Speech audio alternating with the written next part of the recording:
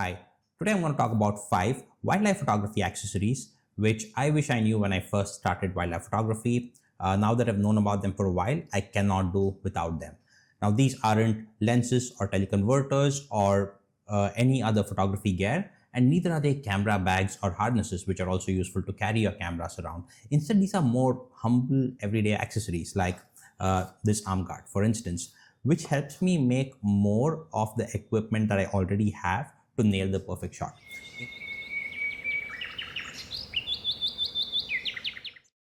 Now, these accessories are a lot more pertinent in wildlife photography because wildlife photography is physically demanding.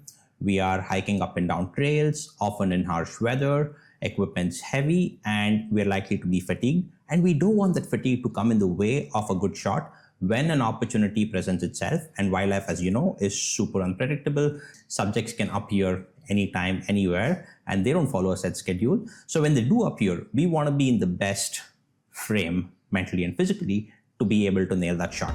One of the most important accessories is the beanbag. No, not that beanbag that you're thinking of, but this one, known as the molar beanbag because of its shape.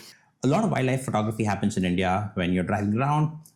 The window of a car is where we typically shoot from because we are outside a city or we're in safari.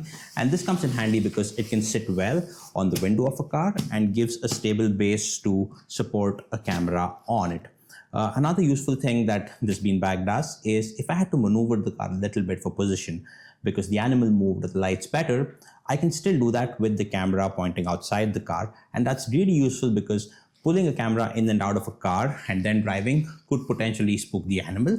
So while driving and shooting from the window of a car, a beanbag is super essential. Apart from driving around, if I find a subject that's cooperative and I can get down on the ground and get eye-level shots, a beanbag comes in handy because I can then use the beanbag this way and put the lens through this gap.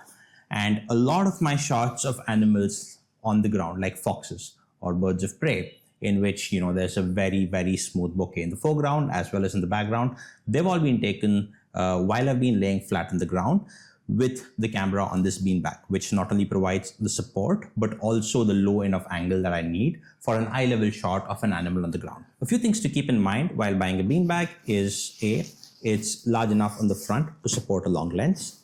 B, it's got these straps through which you can easily lug it around.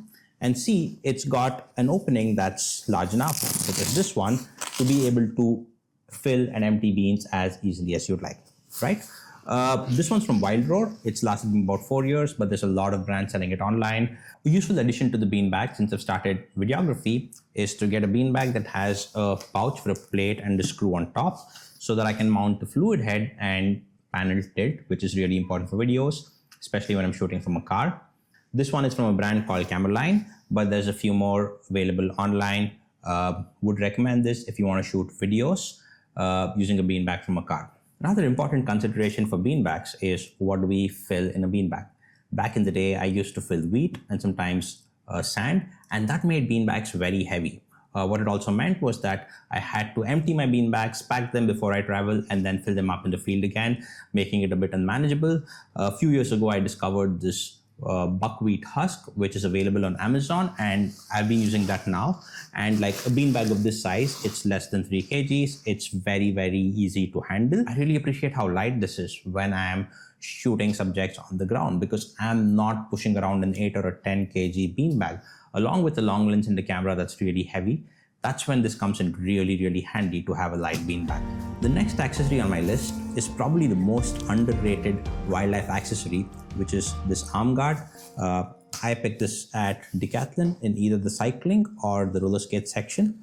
I spent a lot of time lying flat on the ground trying to get eye-level shots of animals on the ground, and in order to get myself into better positions, I'm using my elbows. And when I do that for very long, it can take a big toll on my elbows, which is where these arm guards come in handy. You can see that they've been used and I never travel without these.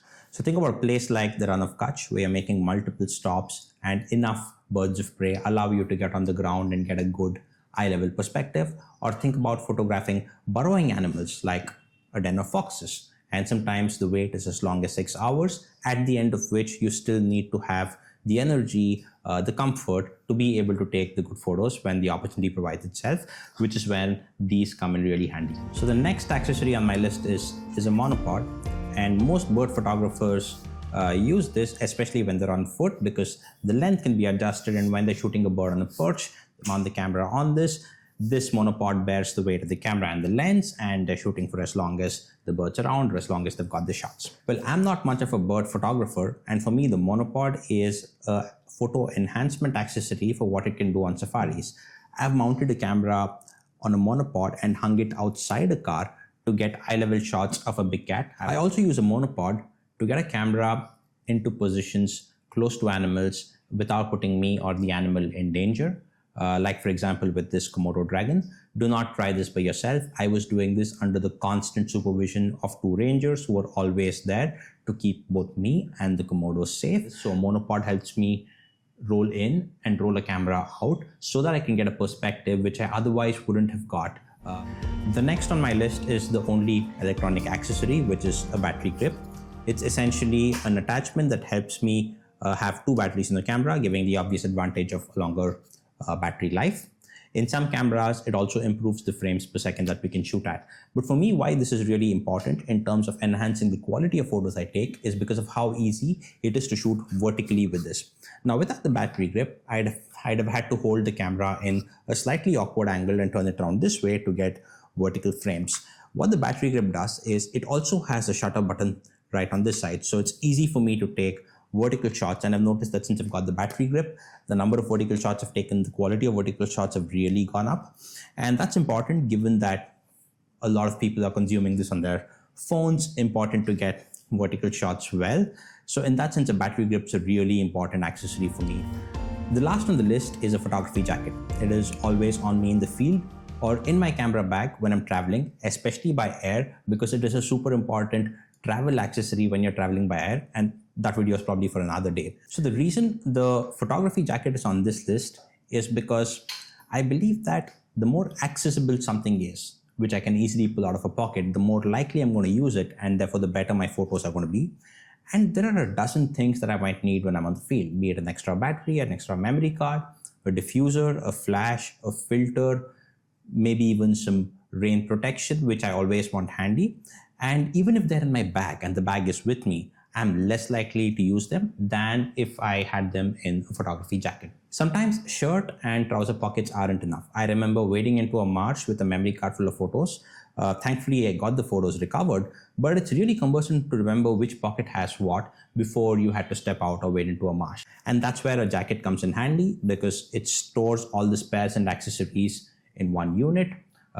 You can wear and remove it easily, and everything's easily accessible. So that's my list of most important accessories. Let me know if there's an accessory which you think is important that I missed out, or an accessory that I spoke of which you use very differently. Happy to hear about it in the comments. Thank you for watching this video.